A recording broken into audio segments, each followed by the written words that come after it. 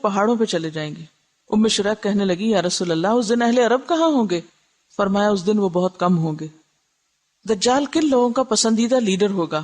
آپ صلی اللہ علیہ وسلم نے فرمایا اصبہان یعنی اصفہان کے 70,000 یہودی دجال کی پیروی کریں گے جن پر سیاہ چوغے ہوں گے، وہ اس کو اپنا سردار مان لیں گے۔ آپ نے فرمایا دجال ایک مشرقی علاقے سے خروج کرے گا جسے خراسان یعنی موجودہ افغانستان کا آس پاس کا علاقہ کہتے ہیں۔ اس دجال کی پیروی کچھ ایسی قومیں کریں گی جن کے چہرے کوٹی ہوئی ڈھالوں کی طرح چپٹے یا طے برطے ڈھالوں جیسے ہوں گے۔ ڈھال کبھی دیکھیے، شیلڈ جو ہوتی ابری بھی ہوتی ہے نا، ذرا ڈیزائن بھی ہوتے ہیں بعض اوقات اس میں، تو اگر کوٹ دیا جائے اس کو تو کیا ہوتا ہے، چپٹے اسٹریٹ ہو جائے، ڈیزائن جو ہے وہ بیٹھ جاتے ہیں۔ تو آپ نے کیا فرمایا کہ دجال کی پیروی ایسی قومیں کریں گی جن کے چہرے کوٹی ہوئی ڈھالوں کی طرح چپٹے ہوں گے۔ دجال بیت اللہ اور بیت المقدس میں داخل نہیں ہو سکتا۔ حضرت انس بن مالک سے روایت ہے اللہ کے رسول صلی اللہ علیہ وسلم نے فرمایا مکہ اور مدینہ کے سوا ہر شہر کو دجال روندے گا، کوئی شہر نہیں بچے گا۔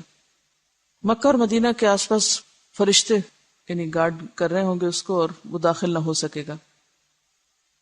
مدینہ کی زمین 3 مرتبہ کانپے گی دجال کے خروج کے بعد، جس سے ایک ایک کافر منافق اللہ تعالیٰ وہاں سے نکال کے باہر پھینک دے گا، یعنی پھر وہ سب بھاگ جائیں گے، مدینہ سے ہی بھاگ جائیں گے اور باہر جا کے پھر ظاہر ہے دجال کے فتنے کا شکار ہوں گے۔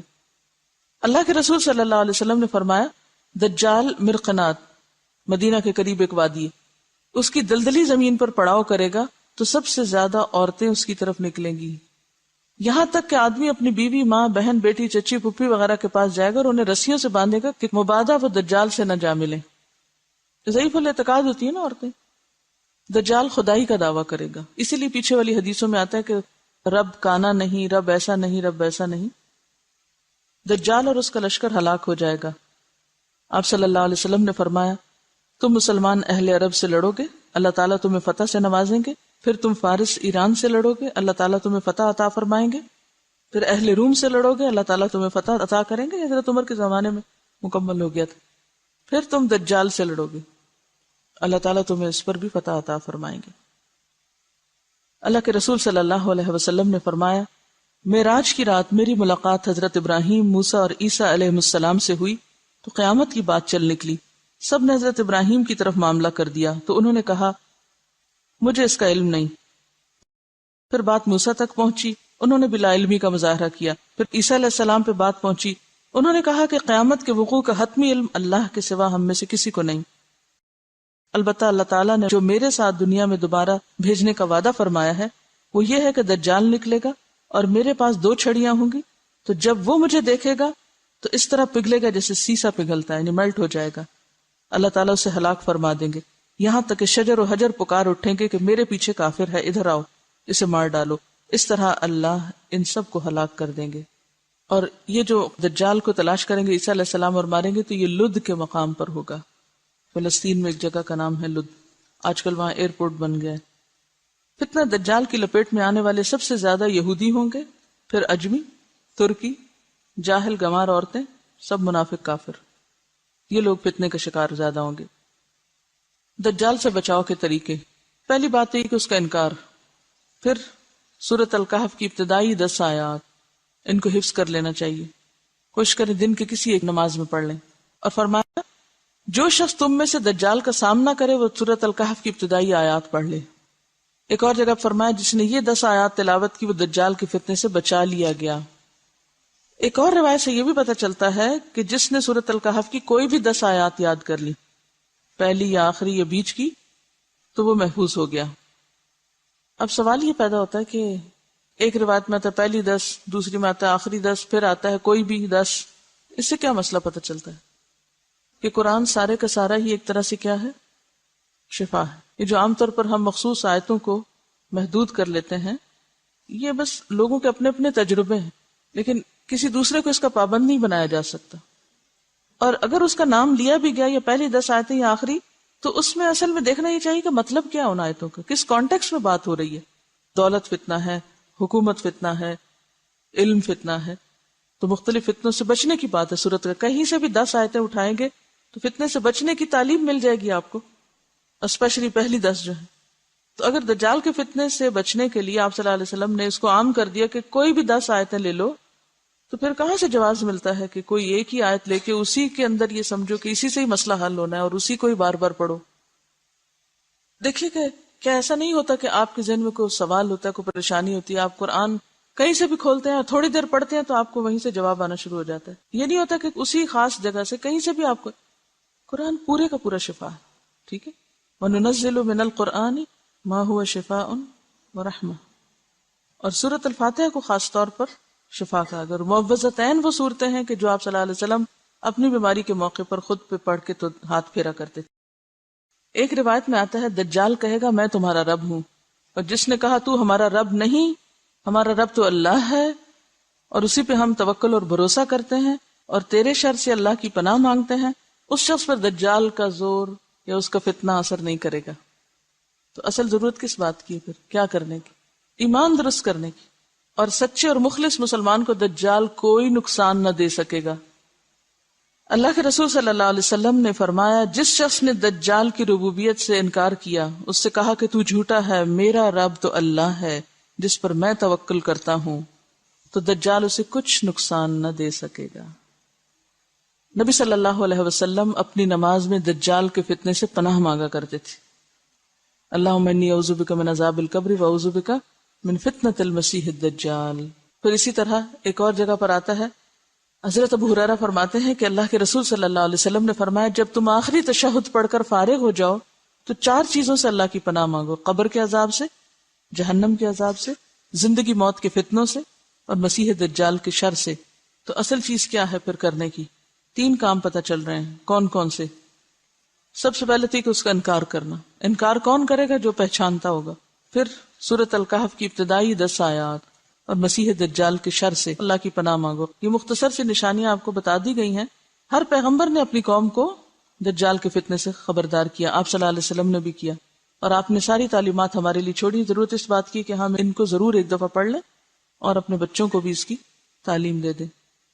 اصل میں عام لوگوں کی ہماری مشکل یہ ہے کہ وہ خود تو کچھ پڑھتے نہیں، نہ مائنڈ کریٹیکل ہے، جو کچھ کہہ دے بس آنکھیں بند کر کے اس کو مان لیتے ہیں. دین دنیا دونوں میں ہم اس لیے پیچھے کہ ہم نے اپنی آنکھ نہیں کھولی ابھی تک، خود سے دیکھنا نہیں شروع کیا. اسپون فیڈنگ ہو رہی، جو کھلا دے کھا لیا، خود تو کتاب کہاں پڑھیں گے، جو بتا دے سن لیا. دیکھیے ایک بات ہمیشہ یاد رکھیں، نہ ہمارے ماں باپ نے ہمارے کام آنا ہے، نہ ہماری اولاد نے ہمیں بچانا ہے، نہ ہمارے دوستوں نے ہمارے آگے کھڑے ہونا ہے، اور نہ ہی کسی اسکالر اور نہ ہی کسی استاد اور نہ ہی کسی بزرگ نے آپ کا دامن تھامنا ہے. اکیلے اپنا حساب دینا ہوگا، کام کسی نے بھی نہیں آنا. اس لیے جب انسان کو پتہ چلے نا میں اکیلا ہوں، تو اس وقت اس کا پھر طرز عمل کیا ہوتا ہے؟ اس کے سارے سینسز جاگ اٹھتے ہیں، پوری طرح جاگ اٹھتا ہے. اور جب پتہ ہونا یہ بھی ساتھ ہے ہوئی جو بھی، تو دوسروں پہ ڈیپینڈ کرتا ہے. سہولت پسند ہے نا. دوبارہ سنیے قرآن اور پھر مزید بات کرتے ہیں. ان آیات کا مرکزی نقطہ فتنہ دجال سے حفاظت کیسے، یا فتنہ دجال سے بچنے کا نسخہ، فتنہ دجال سے بچنے کے طریقے. ہمارے پیارے رسول صلی اللہ علیہ وسلم نے بہت پہلے ہمیں ایک بہت راز کی بات بتائی تھی کہ دیکھو لوگو، دنیا میں ایک بہت بڑی مصیبت آنے والی. جن کو تو علم ہے کہ دجال کیا چیز ہے، وہ تو اس سے بچنے کے لیے ان آیات کو بس یوں پکڑ لیں گے. اچھا یہ بچانے والی آیتیں، کیونکہ جنتر منتر نہیں دیا جا رہا، اس میں وہ نسخہ بتایا جا رہا ہے، وہ طریقے بتائے جا رہے ہیں. یہ کر لو گے تو دجال سے بچ جاؤ گے. دجال تو ایمان کا دشمن ہے، اس کے سامنے ایمان بچانا مشکل ہوگا. ٹھیک ہے. اب ہم میں سے کچھ لوگ نسخہ لے کے ڈاکٹر کا تو کیا کرتے ہیں، وہ پانی کی بوتل میں ڈال کے اس کو ہلا جلا کے پی لیتے ہیں. ہم نے قرآن کے نسخوں کو تعویذ سمجھا ہے، اور ایسی آیات کو کس طرح لیتے ہیں؟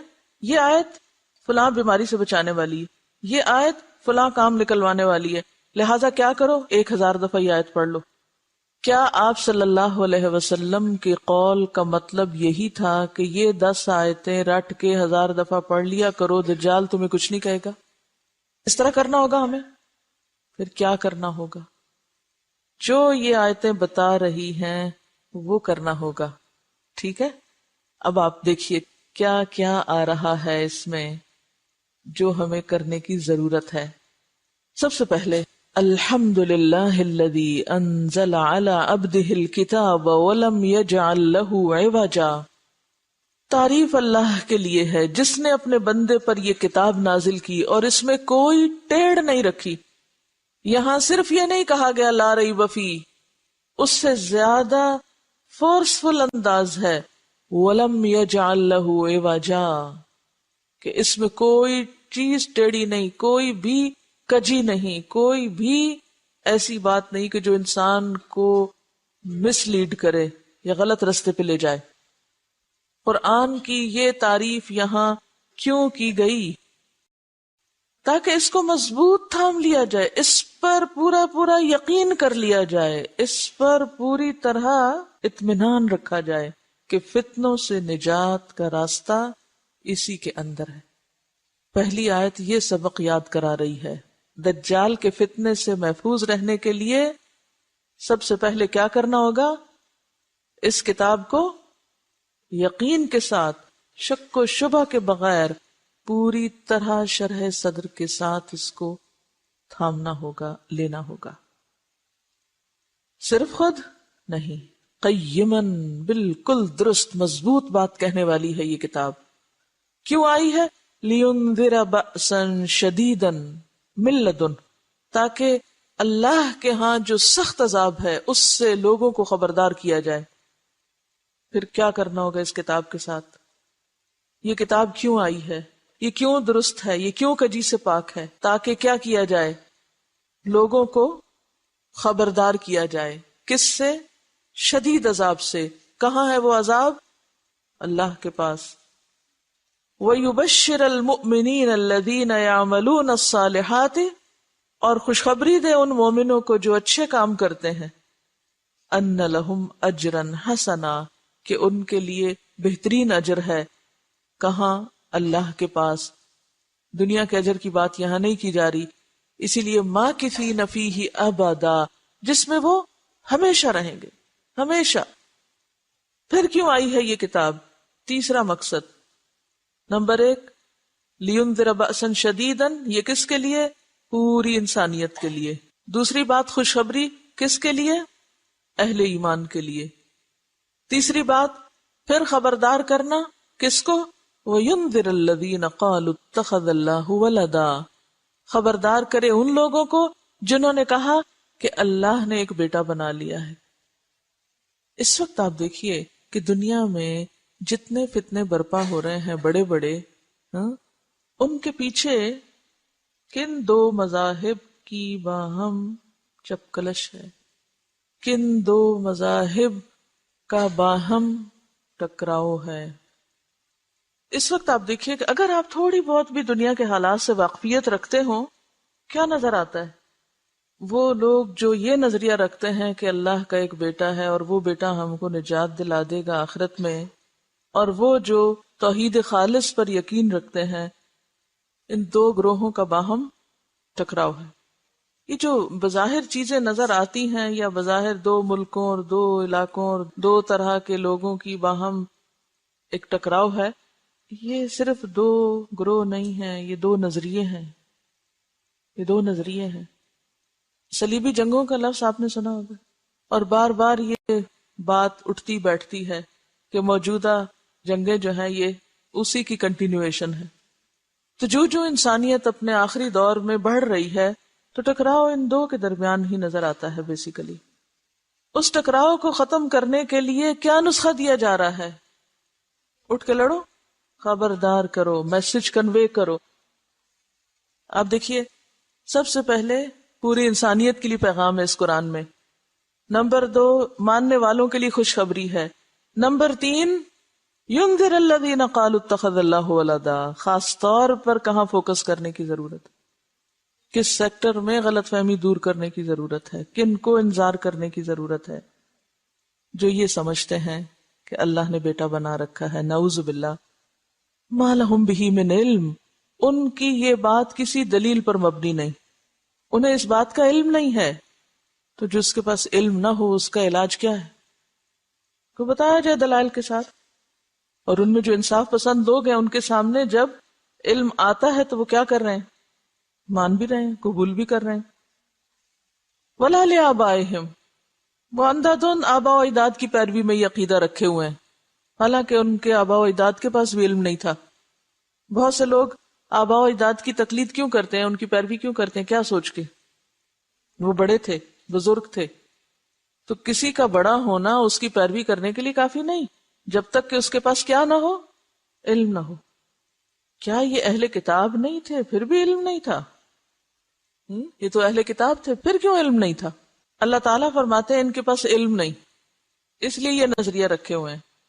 مَا لَهُم بِهِ مِنْ عِلْمٍ وَلَا لِآبَائِهِمْ. دوسری طرف قرآن ان کو اہل کتاب کہتا ہے نا، پیپل آف دا بک، کتاب والے ہیں، کتاب بھی ہے، پڑھے لکھے بھی ہیں، پھر بھی علم نہیں. وہ کیوں؟ بنیادی طور پر جو بگاڑ ان کے اندر آیا ہے وہ ان کی ناسمجھی کی وجہ سے آیا ہے. بعض اوقات لوگوں کے پاس علم ہوتا ہے لیکن پھر بھی وہ ناسمجھ ہوتے ہیں نا. اچھا یہ کیا چیز ہوتی ہے؟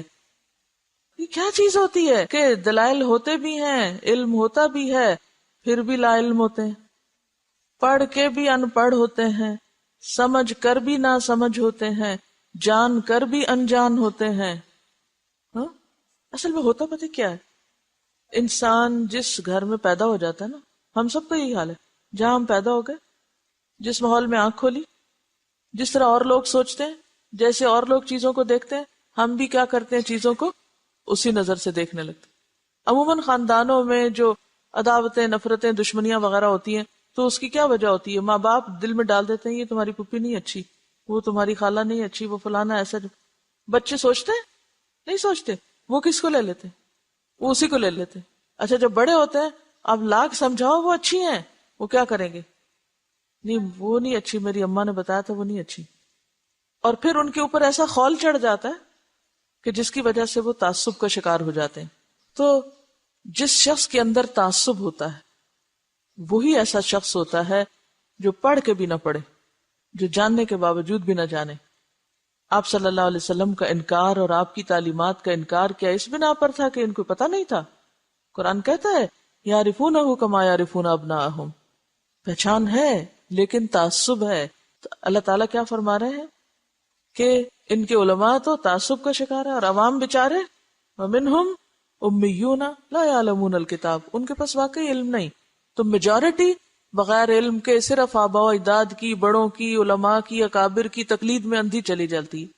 یہ ہر جگہ ہوتا ہے، یہ صرف وہاں نہیں، ہمارے ہاں بھی یہی کچھ ہے. وہ کہتے ہیں ہمارے ماں باپ کو سمجھ نہیں تھی، ہمارے بزرگوں کو سمجھ نہیں تھی، ہمارے علماء کو سمجھ نہیں تھی.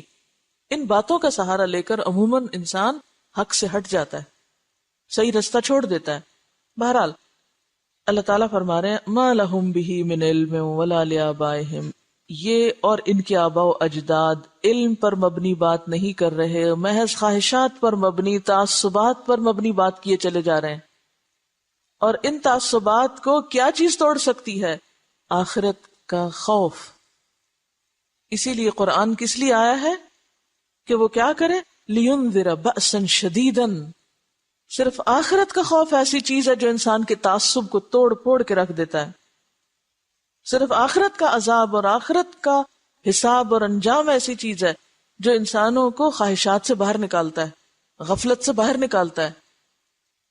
کبرت کلمۃ تخرج من افواہہم، آنکھیں بند کر کے جو بولے چلے جا رہے ہیں یہ کوئی معمولی بات نہیں، بہت بڑی بات ہے. ان یقولون الا کذبا، یہ محض جھوٹ بول رہے ہیں. علاج کیا ہے؟ وہ تو جھوٹ بول رہے ہیں، وہ تو جان کے بھی انجان ہیں، وہ تو تعصبات کا شکار ہیں، وہ تو ضد برائے ضد میں مبتلا ہیں. کرنا کیا ہے؟ حل کیا ہے؟ اب حل بتایا جا رہا ہے. فَلَعَلَّكَ بَاخِعٌ نَفْسَكَ عَلَىٰ آثَارِهِمْ إِن لَّمْ يُؤْمِنُوا بِهَٰذَا الْحَدِيثِ أَسَفًا. اس درجے پہ آ کے پیغام پہنچانا، یہ ہے کرنے کا کام، یہ ہے دجال کے فتنوں سے بچنے کا نسخہ، یہ ہے حل.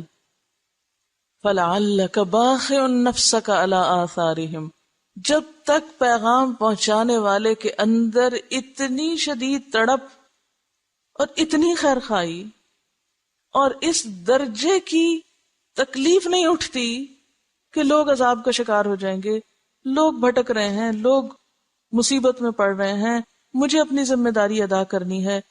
جب تک یہ درد نہیں آئے گا لوگوں کے لیے، اس قرآن کی تعلیم عام نہیں ہو سکتی. یہ کتاب دنیا کے ہر بندے کے ہاتھ تک نہیں پہنچ سکتی، ان کے کانوں تک نہیں پہنچ سکتی. اللہ کے رسول صلی اللہ علیہ وسلم نے اس درجے پہ آ کے کام کیا تھا جب دین پھیلا تھا. آج ہم میں سے کوئی ایک نہیں جو اتنی درد رکھتا ہو کہ لگتا ہے آپ اپنے آپ کو ہلاک کر ڈالیں گے، ختم کر دیں گے. فتنوں سے نکلنے کا راستہ کیا ہے؟ کیا ہے؟ اس کتاب کے ذریعے پیغام عام کرنا، اس کتاب کو عام کرنا، اس کتاب کے ذریعے خبردار کرنا. اور کس چیز سے خبردار کرنا؟ یہ کہو کہ آپ کی صحت خراب ہو جائے گی، آپ دماغی مریض بن جائیں گے اگر آپ نے قرآن نہیں پڑھا، بس یہ مقاصد ہیں؟ نہیں، دنیا نہیں ہے مقصد، آخرت کا عذاب. قرآن صاف کہتا ہے کہ یہ کتاب اس چیز سے خبردار کرنے کے لیے آئی ہے. جو لوگ اندھیرے میں ہیں، آنکھیں بند کیے ہوئے ہیں، غفلت میں دوڑے چلے جا رہے ہیں اور آگے کھڈا اور گرنے لگے. ذرا تھوڑی دیر کے لیے سوچئے، اگر آپ کے سامنے کسی برج پر کوئی شخص تیز گاڑی لے جا رہا ہے اور آپ کو پتہ ہے آگے برج ٹوٹا ہوا ہے، تو آپ کے دل کی کیفیت کیا ہوگی؟ آرام سے بیٹھے رہیں گے، اپنی گاڑی چلاتے رہیں گے، ٹھیک ہے وہ گر جائے مر جائے، میرا کیا، مجھے تو پتا ہے ٹوٹا ہوا ہے، میں تو بچ جاؤں. ایسا کر سکتے ہیں ہم؟ اگر آپ کے سامنے وہ کوئی اوپر سے گر رہا ہو چھت سے، آپ کہیں پاگل ہے گرنے دو، میں تو اپنا پڑھ رہا ہوں کتاب، میرے آج کے نفل رہتے ہیں ابھی، اور میرا ابھی آج کا وظیفہ ہی نہیں پورا ہوا، اچھا گرنے دو، میں کیا کروں؟ ہم یہ طریقہ اختیار کیے ہوئے انسانیت کے ساتھ. ہم کہتے ہیں جہنم میں جاتے ہیں، جائیں جہنم میں پڑھ رہا ہوں، میں اپنا ذکر کر رہا ہوں. آج امت مسلمہ نے اس چیز کو دین بنا رکھا ہے. اپنے حجروں میں، اپنی مسجدوں میں، اپنے مدرسوں میں، اپنے علاقوں میں، اپنے گھروں میں، اپنے شہروں میں امن چین سے بیٹھے ہوئے ہیں. انسانیت اس رستے پہ دوڑ رہی ہے جس کا پل ٹوٹا ہوا ہے اور وہ نیچے گرنے والی ہے، اور ہم میں کوئی تڑپ نہیں. آپ کے سامنے کوئی بچہ کنویں میں جا گرے، کچھ نہیں ہوگا آپ کو، لیکن ہم نے آخرت اس جہنم کے گڑھے کو کنویں سے بھی کم چیز سمجھا ہوا ہے کہ لوگ اپنے غلط عقائد، غلط اعمال، غلط اخلاق کی وجہ سے اس میں گرتے چلے جائیں. ہمارے دل میں کوئی درد ہی نہ اٹھے اور نہ کوئی اٹھتی ہے، اور اگر کوئی اٹھنے لگے تو کہیں اتنے بھی ٹو مچ نہیں کرو، تھوڑا تھوڑا کرو. کیا ہوا؟ کیونکہ ہم نے اس دنیا کو گھر بنا لیا نا. ہم سمجھتے ہیں ساری کامیابی یہاں کی کامیابی، وہ بھول گئے ہیں کہ وہاں بھی کچھ پوچھ گچھ ہوگی. ہمیں اپنے گھر والوں سے محبت ہے. اگر ہمارے گھر والوں میں سے خدا نہ خواستہ کسی کو چھوٹا سا بھی کوئی نقصان ہو جائے، ان کا ایکسیڈنٹ ہو جائے، آپ یہاں بیٹھے ہوئے اتنے میں کوئی آ کے آپ کو بتاتا ہے تمہیں پتہ ہے وہ تمہارا بھائی ایکسیڈنٹ میں فوت ہو گیا، کیسی تکلیف اٹھے گی. میرا بھائی، سب کچھ چھوڑ چھاڑ کے کیا کریں گے؟ کہیں اچھا میں نے ابھی لنچ نہیں کیا، ذرا ٹھہر جاؤ، میں ذرا یہ بھی کر لوں اور میں وہ بھی کر لوں. کریں گے کیوں؟ اس لیے کہ بھائی سے محبت ہے. انسانوں سے محبت نہیں ہے. سب جھوٹے دعوے ہیں ہمیں انسانوں سے محبت ہے.